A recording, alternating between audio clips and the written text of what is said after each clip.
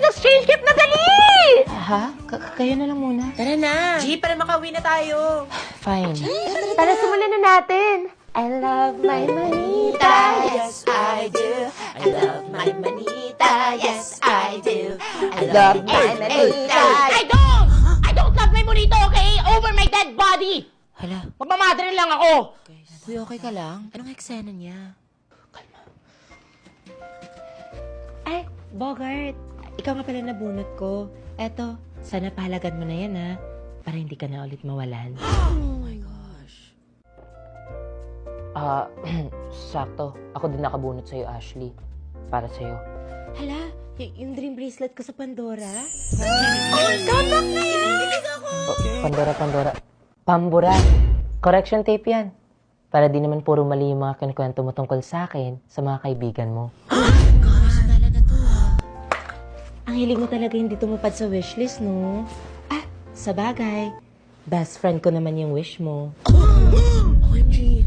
Teka, ba't nadamay ako? Grabe yun. Siya nga pala. May isang regalo pa ako sa'yo. Ayan. Calculator. Total, mahilig ka naman magbilang at manumbat, di ba? Ay, don't worry. I have also a gift for you. Here. Pangkamot?